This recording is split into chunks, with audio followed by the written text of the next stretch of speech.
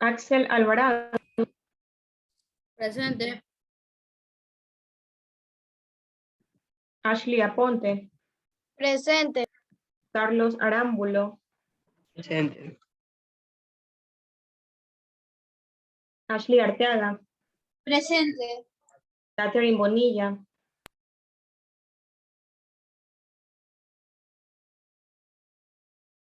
Karen Bravo.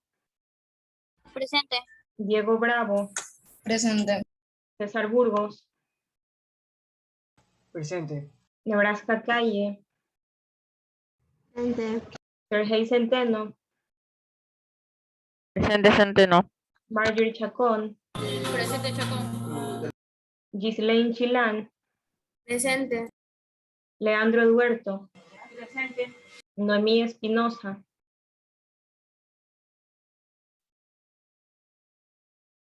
Roberto Figueroa. Presente. Jofre Guamán.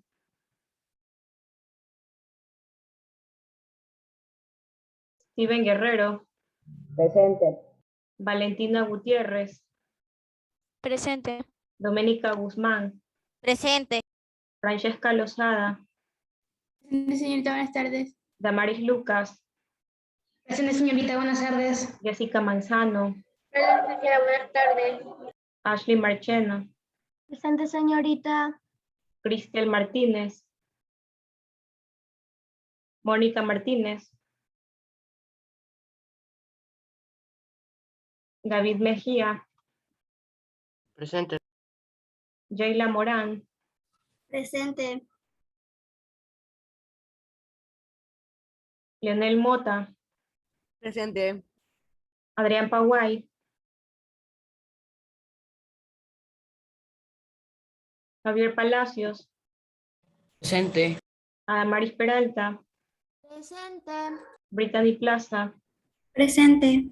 Alan Torres. Presente. Doménica Viejo. Presente. Milena Villegas. Presente.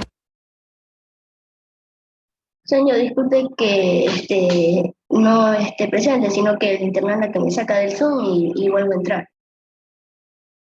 Jofre Guamán. Ok. Bien, los estudiantes Noemí Espinosa, Mónica Martínez y Adrián Paguay. Señorita, Mónica Martínez escribió por el grupo que tiene problemas ya que los breakers de su casa se dañaron. Ok. Bien. Entonces, como les mencionaba, en esta clase vamos a estar dando las explicaciones breves, dado que con ustedes en ninguna de las asignaturas hemos revisado de forma previa todo el contexto ya de el contenido que hemos visto dentro de esta unidad aplicado al proyecto que vamos a desarrollar. Entonces vamos a empezar primero explicando esa parte y luego vamos a estar revisando algunas definiciones necesarias para tener toda la idea completa de lo que vamos a estar trabajando.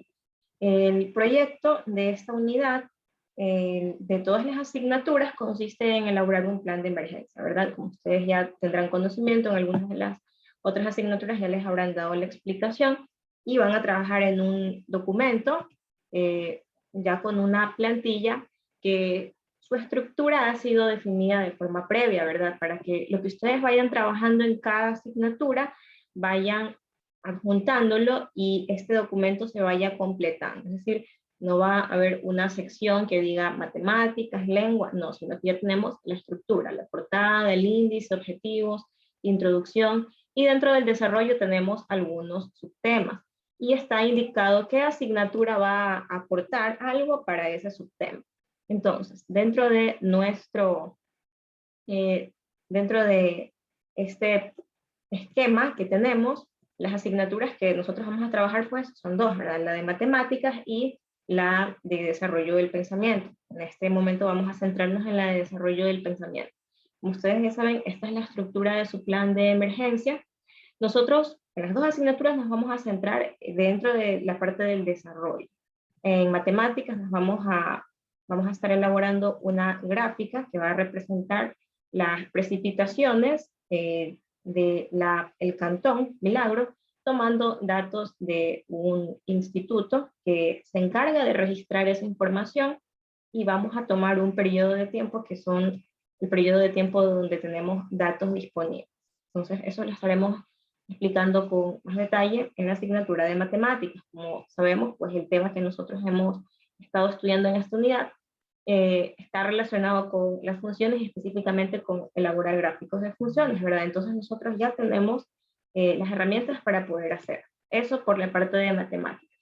Ahora, por desarrollo del pensamiento, siguiendo con la estructura de nuestro plan, tenemos que, bueno, dentro del desarrollo hay algunos temas, ¿verdad?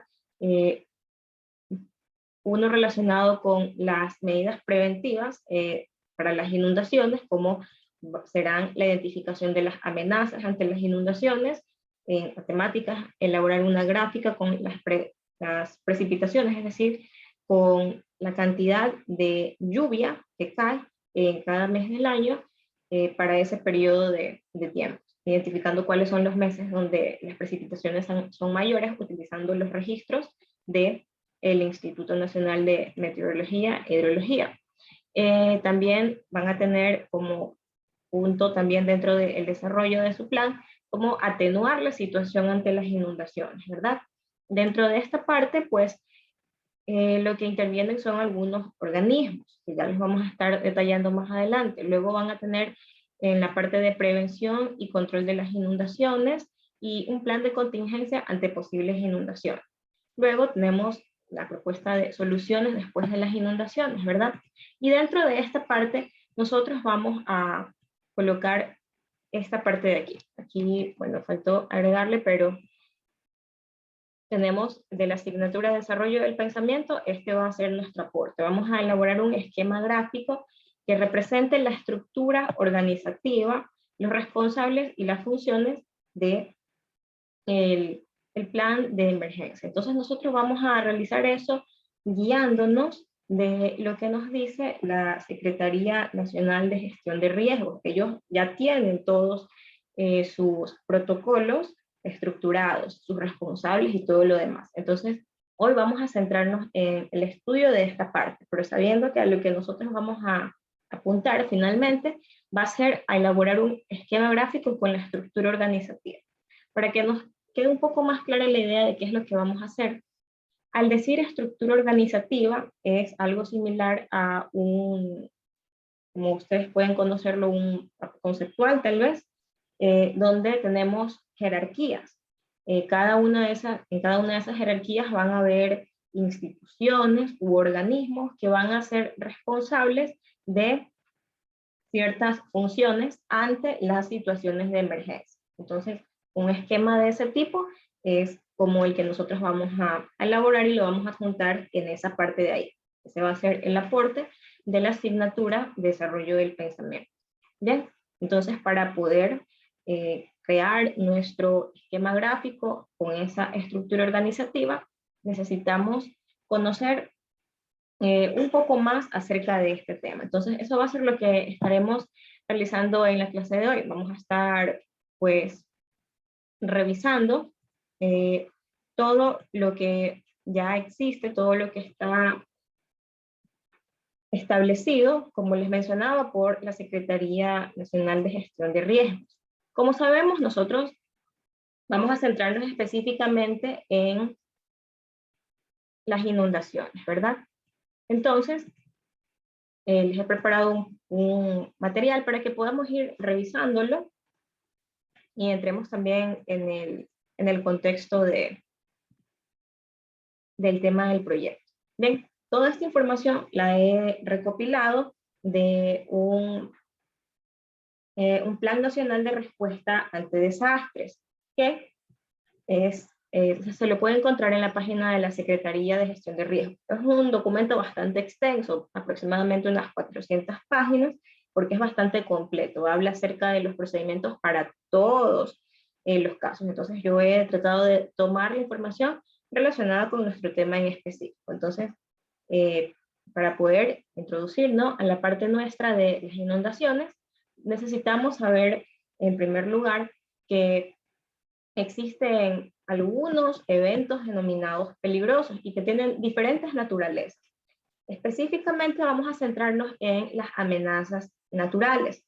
Existen otros tipos de amenazas también de origen antropogénico, es decir, por acción de la mano del hombre, pero en este caso vamos a centrarnos solamente en una parte de ellos, que son las amenazas naturales, es decir, estas no dependen de la acción humana. Y estos se los pueden dividir en tres categorías. Unos, amenazas de origen biológico, amenazas naturales de origen biológico. Otro grupo, amenazas naturales de origen geológico. Y otro grupo, amenazas naturales de origen hidrometeorológico. Entonces, esos son los tres grupos principales en los cuales la Secretaría Nacional de Gestión de Riesgos cataloga a las amenazas de origen natural. Bien, dentro de las amenazas de origen biológico tenemos a las epidemias y a las plagas. Dentro de las amenazas de origen geológico tenemos la actividad volcánica, los deslizamientos de tierra, los hundimientos, los sismos y los tsunamis. Y dentro de las amenazas naturales de origen hidrometeorológico podemos encontrar a las inundaciones, que van a ser las que nosotros vamos a estar estudiando específicamente en este proyecto. Pero necesitamos saber, ¿no?, dentro de todo un contexto global, dónde se ubican ellas y de dónde provienen, qué es lo que las genera. Pues son causas naturales. Las inundaciones son algo que, pues, por origen natural siempre ha existido, y como sabemos aquí está categorizado dentro de la parte de amenazas naturales hidrometeorológicas, como también se encuentran dentro de esa categoría otro tipo de amenazas naturales, como las granizadas, heladas, aquí es heladas, las inundaciones, el oleaje, socavamiento, tormenta eléctrica y vendaval. De todas estas amenazas naturales de origen hidrometeorológico, la que puede denominarse común para nosotros por el medio en el que habitamos son las inundaciones, ¿verdad? Porque nosotros podemos encontrarnos con que en nuestra provincia y específicamente en nuestro cantón, aproximadamente una vez cada 2 años se presenta este fenómeno, ¿verdad? Y bueno, estudiar las causas es un poco más extenso, no es algo tan simple como saber si este mes va a llover más o va a llover menos, o si ese año hay fenómeno del niño o fenómeno de la niña. Así se lo puede resumir, ¿verdad? Dentro de esos fenómenos, pero ya sabemos que proviene de una amenaza natural. Bien, ahora vamos a leer un poco más acerca de las inundaciones.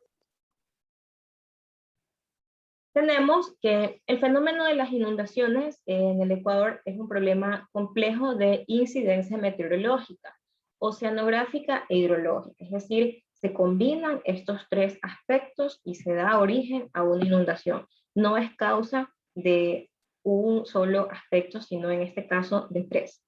Incide, por ejemplo, uno de los protagonistas dentro de las inundaciones son las corrientes marinas del Pacífico Oriental.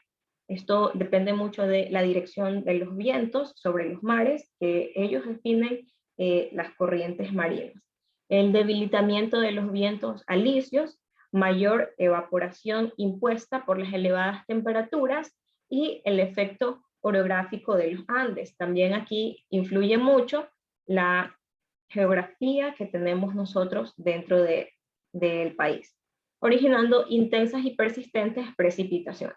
Cuando nos encontremos con la palabra precipitaciones, debemos relacionarla con lo que nosotros conocemos como lluvias, es su término técnico. Bien, entonces de ahora en adelante tal vez la encontremos que se refieren a las lluvias con este término, precipitaciones. Es el término técnico, pero tenemos que entender que se refiere a las lluvias.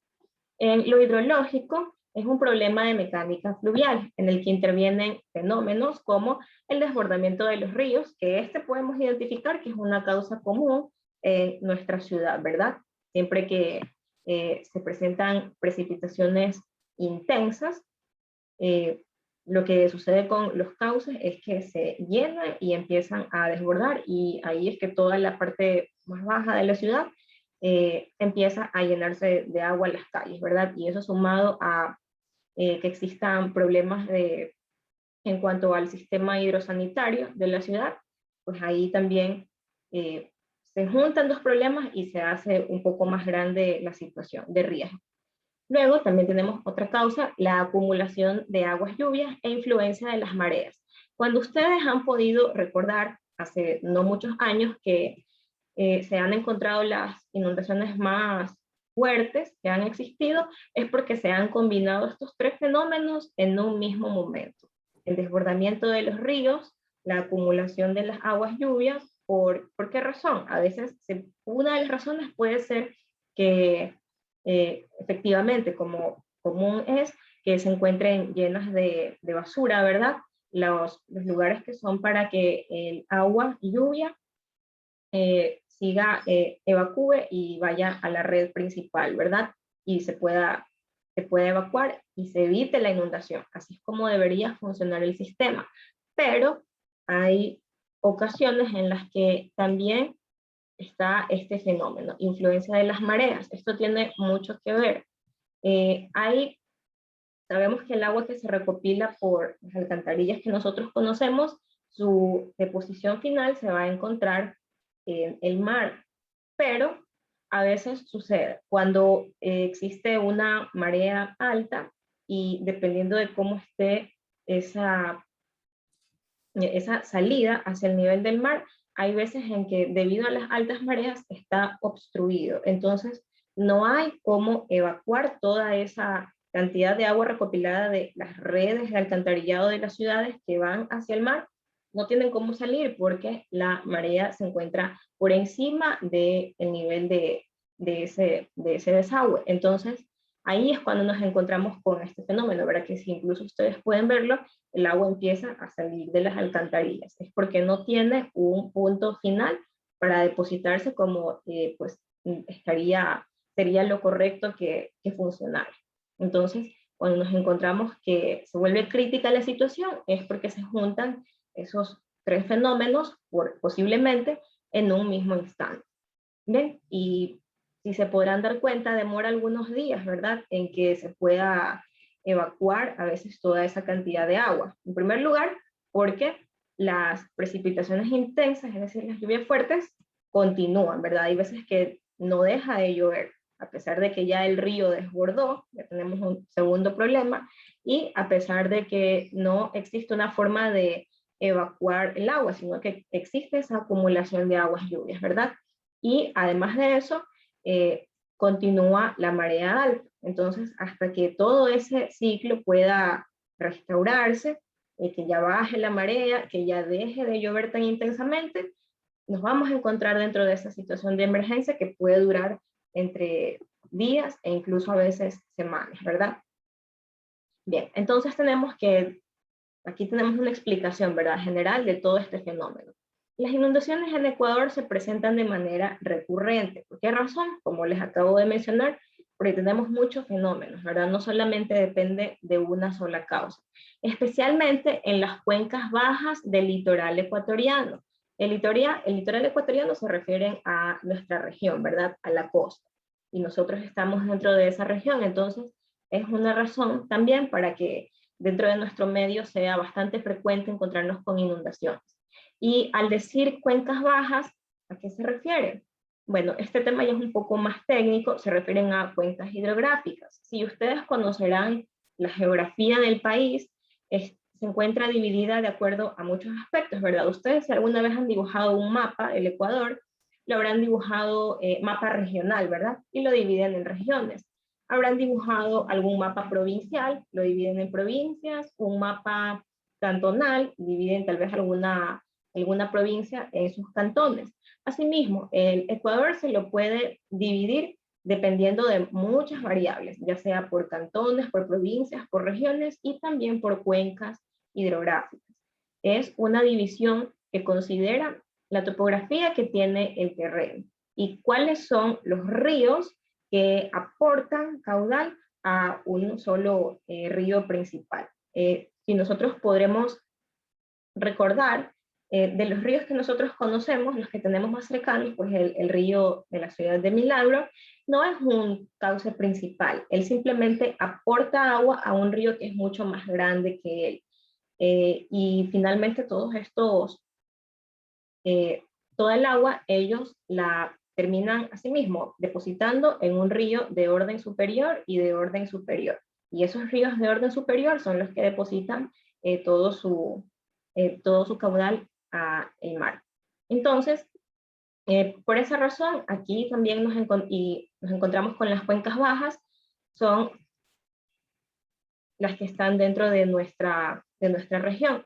También en las cuencas de la Amazonía y en algunas cuencas de la región andina. La región andina, por su topografía, es decir, tiene un perfil montañoso, de verdad, ellos no sufren de constantes inundaciones como si se lo hace en la costa. Ahora vamos a analizar algunos de los principales factores que hacen que se produzcan las inundaciones, no que se agraven, sino que se produzcan. Aquí ya tenemos cuáles son los que hacen que se haga mucho más grave la situación, ¿verdad? Pero ¿quiénes lo originan?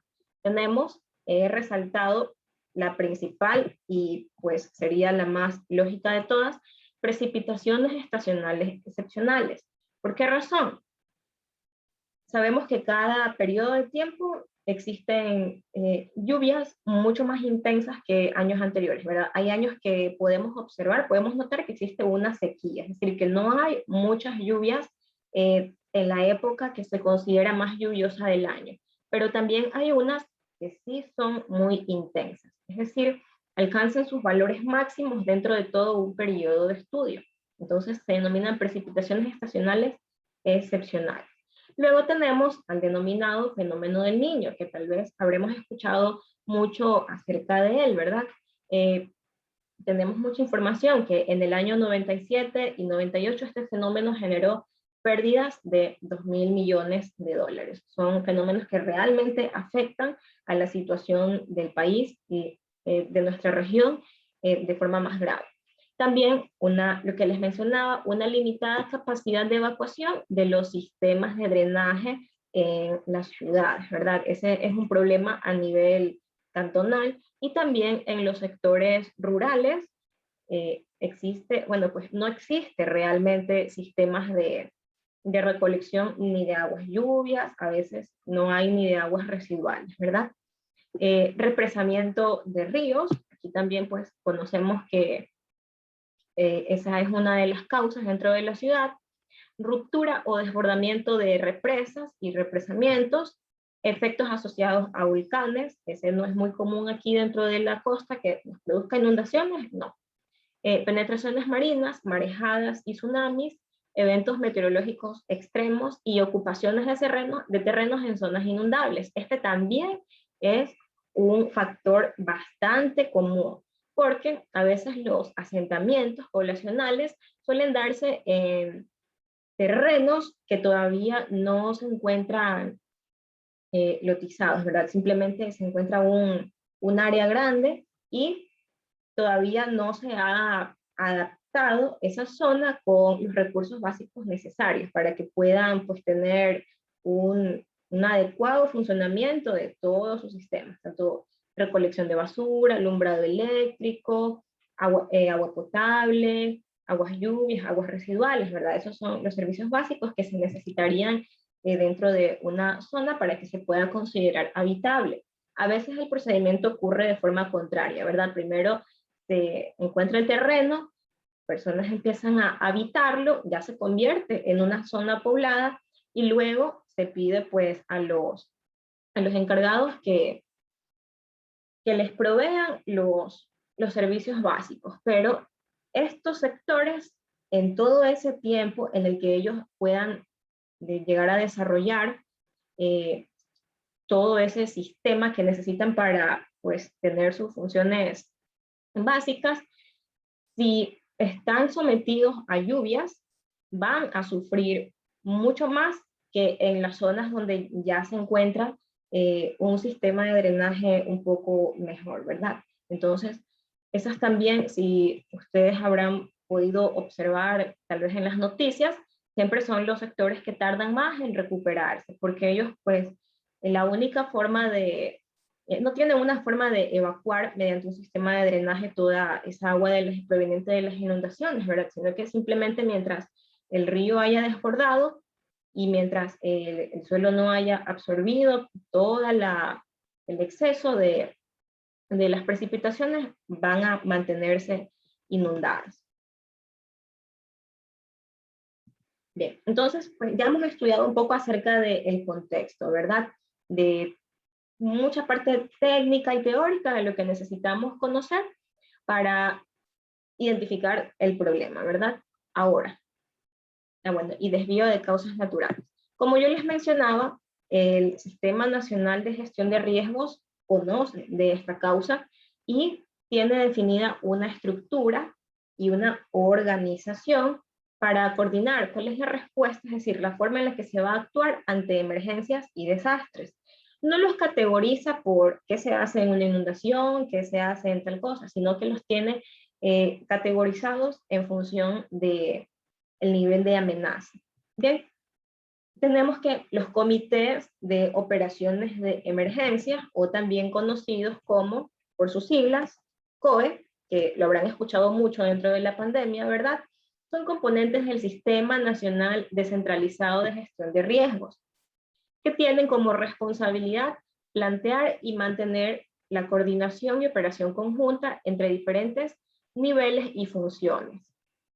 Es lo que nosotros vamos a recopilar para representarlo de forma esquemática de las instituciones involucradas, porque no solamente es responsabilidad de un solo organismo. A veces sucede algún evento y las personas que piden ayuda, ellos dicen el gobierno no hace nada, ¿verdad? Pero la palabra el gobierno es muy amplia.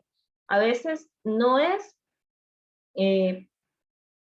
no le corresponde esa función al organismo a quien la persona damnificada esté pidiéndole la ayuda, ¿verdad? Por ejemplo, si a veces aquí vemos alguna calle que no tenga, que no se encuentre, que no pueda ser accesible para los vehículos, podemos culpar de pronto al alcalde, ¿verdad?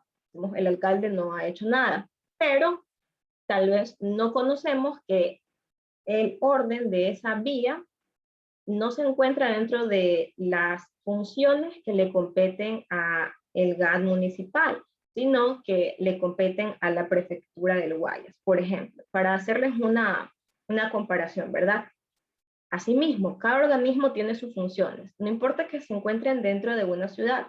No quiere decir que por estar dentro del Milagro, la alcaldía tiene que hacerse cargo de todo. No, depende de la situación. Entonces, en este caso, como hablamos de situaciones de emergencias, claro que en una parte interviene la institución, el GAD municipal, pero también debe recibir la ayuda de otros organismos. Entonces, el COE es quien debe coordinar la operación y el correcto funcionamiento entre todas estas instituciones. Entonces, se involucra más de una institución. A veces es necesario, como ustedes habrán podido ver, policías, militares, las Fuerzas Armadas, fundaciones, ¿verdad? Porque todos ellos se encuentran dentro de una estructura organizativa. Bien, en la respuesta y atención a emergencias y desastres en un ámbito territorial definido. La principal competencia de un comité de operaciones de emergencia es la identificación, análisis y resolución de problemas operativos relacionados con la atención y asistencia poblacional, es decir, ofrecer la ayuda. Ellos no pueden evitar que el daño exista, ¿verdad? Porque sobre todo con estos que son de causa natural, va a seguir dándose. Entonces, lo que se puede hacer es ofrecer pues la asistencia debida. Entonces, para ello es necesario estructurar y vincular las capacidades de los tomadores de decisión, porque no podemos simplemente decir, yo voy a hacer esto porque creo que esto puede ayudar. No, no es así tan fácil tampoco. Se necesita tener registros de información, número de damnificados, por ejemplo, y algunas otras variables más, para que en función de eso se haga un estudio de cuál es el nivel de daño. Y con base en eso se pueda delegar cuál es la función de cada organismo. Entonces, de esa forma funcionan todos los comités que dan respuesta a estas emergencias. Bien, entonces decimos que para ello es necesario estructurar y vincular las capacidades de los tomadores de decisión, de los niveles sectoriales y de los operadores de campo. También es necesario el monitoreo permanente de la evolución del evento, que es muy necesario, ¿verdad? Por medio del soporte de las salas de situación. Bien, entonces en cuanto a la parte teórica, esta es toda la recopilación que yo he podido realizar de lo que tiene establecido el Plan Nacional de Respuesta ante Desastres. De pronto, si ustedes necesitan recopilar un poco más de información para su proyecto, para guiarse, o simplemente como curiosidad para saber cómo funciona todo ante una emergencia, pueden referirse a ese documento, lo pueden descargar. Como les menciono, es un documento bastante extenso, ¿verdad? Yo he tratado aquí de resumirles solamente lo relacionado con las inundaciones. Bien, ahora vamos a hablar un poco más acerca de esa estructura. Dígame. La hoja que usted nos acaba de mostrar, ¿dónde la va a subir? Ya. Es como, dígame. La va a enviar a clase, o subir a clase. No le entendí, se le escuchó entrecortado. Sí, la clase la va a subir a Classroom. Sí. Bien, ahora ya que hemos hablado un poco acerca del contexto, ¿verdad? Vamos a revisar un poco la estructura y organización que tiene el Plan Nacional de Respuestas ante Emergencias de la Secretaría Nacional de Gestión de Riesgos. Tal vez aquí ustedes puedan encontrar mucha información relevante. Asimismo, como les mencionaba, es un documento bastante extenso. Yo simplemente resumí este capítulo en 12 páginas y se los voy a compartir. Todo esto es para que tengamos una idea de qué es lo que nosotros vamos a hacer, ¿verdad? Nosotros ya hemos identificado el origen, ¿verdad? Cuáles son las causas. Ahora ya sabemos que intervienen varios organismos, no es tan fácil como decir el alcalde haga algo, ¿verdad? Es un trabajo de muchos organismos. Entonces aquí vamos a revisar un poco la estructura y organización para coordinar la respuesta a emergencias y desastres. Es decir, ¿qué es lo que se hace cuando se genera la emergencia? No es algo para prevenir. Aquí nos dice claramente, para la respuesta, es decir, para tomar acción cuando ya se ha presentado la emergencia. Bien. Ok, entonces, bueno, esta parte es bastante teórica, no les voy a leer todo porque no nos alcanzaría tiempo, pero voy a estar haciéndoles énfasis en la parte más importante y vamos a revisar un ejemplo de una estructura organizativa a nivel nacional. Bien, bien, aquí viene la parte legal. Siempre ellos hacen referencia a lo que está estipulado en la Constitución, enuncian cuál es el artículo que solicita que se dé la debida atención, ¿verdad? Pero todo es con la finalidad de definir la estructura general de los comités de operaciones de emergencia, es decir, del COE.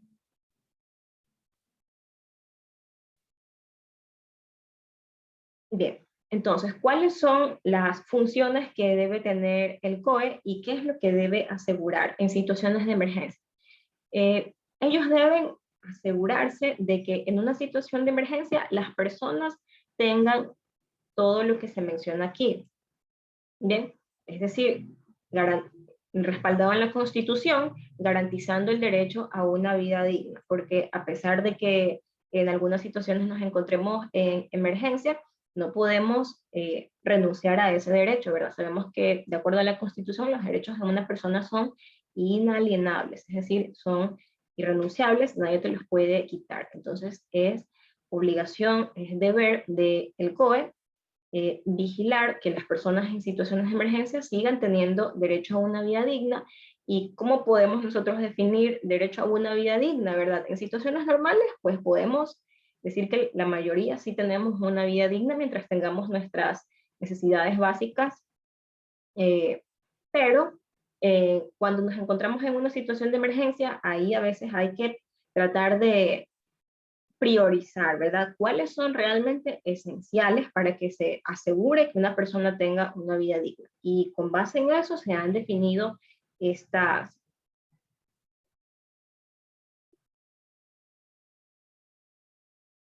Bien, se han definido las siguientes. Lo principal, salud, ¿verdad? Una persona se considera que tiene una vida digna cuando tiene salud, el alimento también, cuando está correctamente alimentada, cuando tiene acceso a agua potable, esas creo que serían las básicas elementales. Luego, también vivienda para asegurar también su comodidad, ¿verdad? Saneamiento ambiental, educación, trabajo y empleo, descanso y ocio, cultura física, vestido y seguridad social, ¿verdad? Podemos darnos cuenta que están ordenadas desde la más prioritaria hasta unas que no son extremadamente prioritarias, pero también caben dentro de la categoría de una persona que tiene acceso a una vida digna, ¿verdad? Entonces, cuando nos encontramos en una situación de emergencia, es imprescindible que no falten las prioritarias, que pudieran definirse como esas de ahí, ¿verdad? Para que una persona se mantenga con vida, lo básico. Y ya las demás, pues son para que su vida pueda considerarse que es digna. Bien.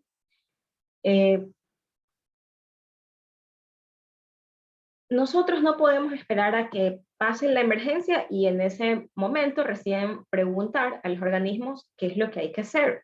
Entonces, para optimizar los tiempos, ya existe algo definido. En caso de que ocurra la emergencia, que sabemos que es muy probable que ocurra, ¿verdad?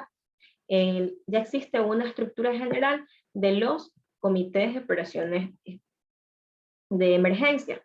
Bien, y están categorizados. Primero, en cuanto a la toma de decisiones. Existen algunas decisiones que son plenarias y otras decisiones que dependen de asesoría técnica y científica, ¿verdad? Entonces, se las ha categorizado principalmente en esos dos tipos de decisiones. Dentro de las decisiones plenarias tenemos implementación técnica. ¿A qué organismos les corresponde tomar las decisiones plenarias? A las mesas técnicas de trabajo, que pueden ser de dos tipos, una de atención humanitaria y otra de atención complementaria. Ya vamos a estudiar también más abajo otro diagrama que nos especifica un poco más cuáles son esas funciones, cuáles son las de atención humanitaria y de complementaria. Y luego tenemos, en cuanto a la toma de decisiones de asesoría técnica y científica, tenemos operaciones de respuesta y gestión de la información. Esos son los grupos principales. Y dentro de las operaciones de respuesta existen diversos grupos de trabajo. Unos que van a brindar apoyo logístico, otros que van a brindar seguridad y control, y otro grupo de trabajo que será encargado de realizar búsquedas y rescates. Y por último, dentro de la asesoría técnica y científica, tenemos a la gestión de información. Ellos van a denominarse una sala de situación y monitoreo, porque siempre es importante ir midiendo todo lo que está ocurriendo, ir tomando un registro de todo, para saber si las acciones o las decisiones que se han tomado de respuesta están dando una solución, si se está presentando una respuesta favorable. Y tenemos, por último, fuera ya de todos estos grupos de decisiones plenarias y asesorías técnicas, al soporte de infraestructura y TICs, es decir, tecnologías de la información. Ellos son el Servicio Integrado de Seguridad. Entonces, esta es una estructura general bajo la cual funcionan los comités de operaciones de emergencia. Como podemos ver, es un poco más complejo, ¿verdad? De lo que nosotros de pronto conocíamos. Tal vez recién estamos dándonos cuenta de que existe un grupo específico para cada función. Entonces, acerca de la toma de decisiones, sabemos que existen decisiones plenarias y asesoría técnica y científica, ¿verdad? Entonces, está compuesto de la plenaria y de un grupo de asesoría técnica y científica. Vamos a hablar acerca de la gestión técnica, es decir, la implementación. Habíamos mencionado que dentro de las decisiones plenarias estaba la implementación técnica, ¿verdad? Dada por las mesas de trabajo que podían ser de atención humanitaria o complementaria. Vamos a estudiar un poco como si le hiciéramos zoom a esa parte de atención humanitaria y atención complementaria. Las de atención humanitaria se denominan obligatorias, es decir, esas es necesario que estén en funciones dentro de una situación de emergencia, mientras que las de atención complementaria son opcionales, es decir, pueden funcionar o no, pero no tienen obligación.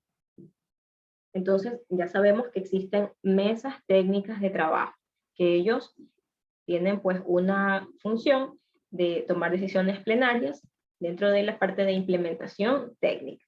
Vamos a ver las mesas de técnicas de atención humanitaria. ¿Cuáles son sus funciones? Primero, proveer agua segura, saneamiento y realizar la gestión de los residuos. Luego tenemos salud y atención prehospitalaria. Sabemos que a veces no hay cómo acceder a un hospital, ¿verdad? Pero ¿qué han escuchado ustedes? ¿Qué se hace? Se conforman brigadas médicas que van hasta el lugar, ya dado que a veces las personas están, pues, no tienen acceso, ¿verdad? Ellos van a este lugar y revisan y atienden a las personas que hayan podido sufrir algún daño. Luego tenemos servicios básicos esenciales y gestión de alojamientos temporales y asistencia humanitaria. Ustedes habrán escuchado también que hay lugares donde las viviendas son inhabitables y se construyen albergues temporales, ¿verdad? Eso es acción de estas mesas técnicas de atención humanitaria. Ellos tienen como función eso, la gestión y los alojamientos temporales. Mientras que los que son complementarios, es decir, no son basándonos en los requisitos definidos, ¿verdad? Para una vida digna, se pudiera decir que las mesas de atención humanitaria cumplen las funciones mínimas, ¿verdad? Mientras que las de atención complementaria, que son opcionales, hacen referencia a las otras, desde educación, la que decía entretenimiento y ocio, y había una que decía vestimenta y seguridad social.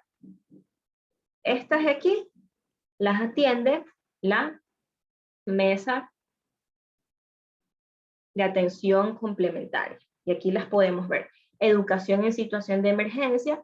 Tal vez, no sé si para ustedes sea familiar, pero existen programas dentro del Ministerio de Educación.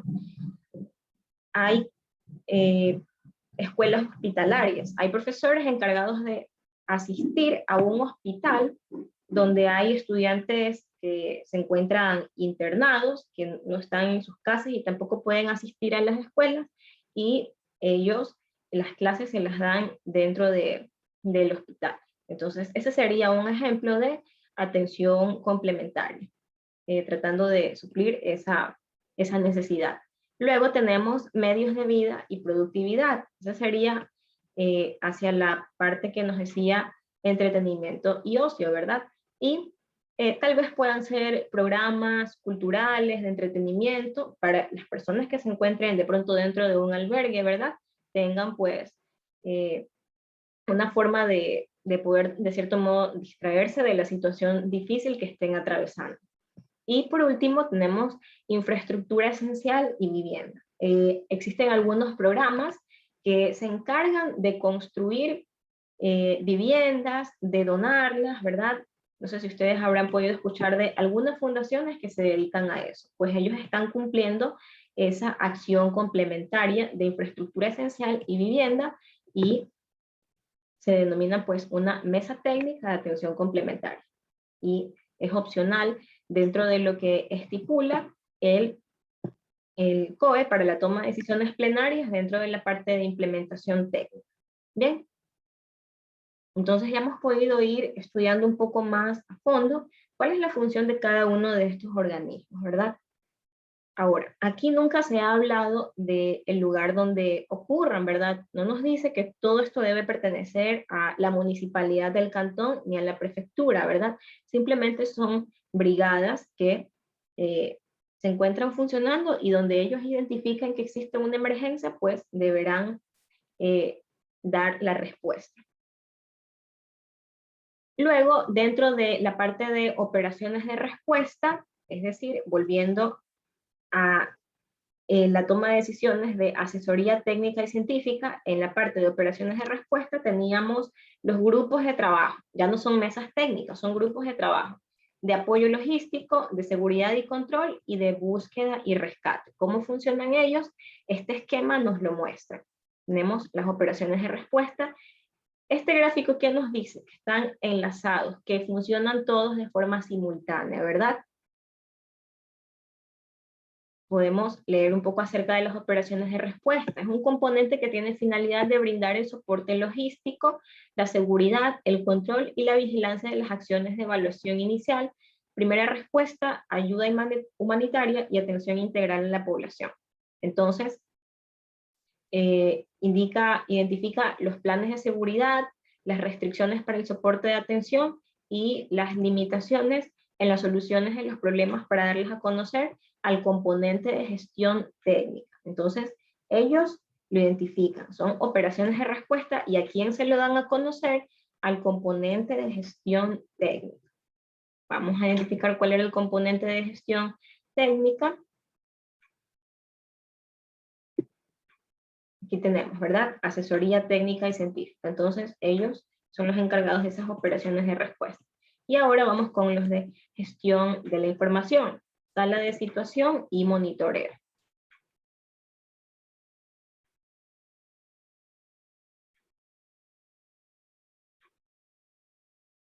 Bien, tenemos que esta estructura organizacional puede implementarse en cualquier espacio físico en función de la disponibilidad de recursos. Es decir, ellos tienen que adaptarse a lo que haya a disponibilidad.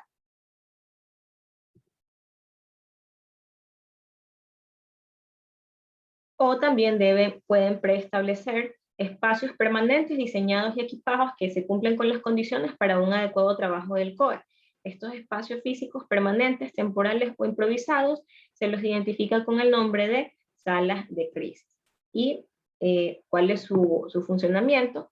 El componente de soporte de infraestructuras y tecnologías, un componente que asegura el soporte para el funcionamiento del COE en lo relacionado a la gestión de infraestructura, conectividad y tecnologías, porque es importante mantener una comunicación, ¿verdad? Y una cobertura de los lugares de emergencias. Asimismo, con recursos materiales, acceso, bienestar del personal y seguridad física. Debe establecer estrategias contingentes en el caso de que los sitios predeterminados de reunión se encuentren afectados, porque a veces ya existe dentro de un plan cuál es el lugar destinado para el caso en el que ocurra la emergencia, pero si ese lugar se encuentra afectado, pues hay que tener uno de forma provisional. Entonces su función es mantener actualizada la base de datos con información que se genera en las zonas de afectación, también a las actividades de atención y a los planes de acción humanitarios ejecutados. Ellos deben ir vigilando que cada uno de las mesas de trabajo y los otros grupos, los grupos de trabajo, estén realizando debidamente sus funciones, y tiene que haber un registro, ¿verdad?, de todos los recursos que se destinan a una ayuda humanitaria, que se los estén utilizando para dicho fin.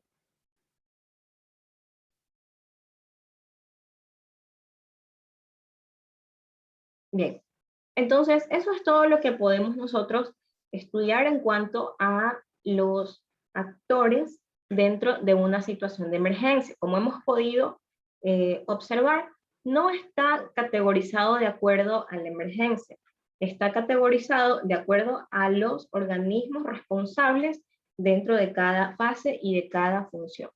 Asimismo, vamos a encontrarnos con que van a existir coordinaciones de acciones y respuestas, y ahí vamos a tener cuáles son, quiénes tienen el mando y quiénes son los responsables. Aquí podemos identificar que hay ministerios, gobiernos provinciales, Policía Nacional y muchos otros organismos que también intervienen dentro de cada uno de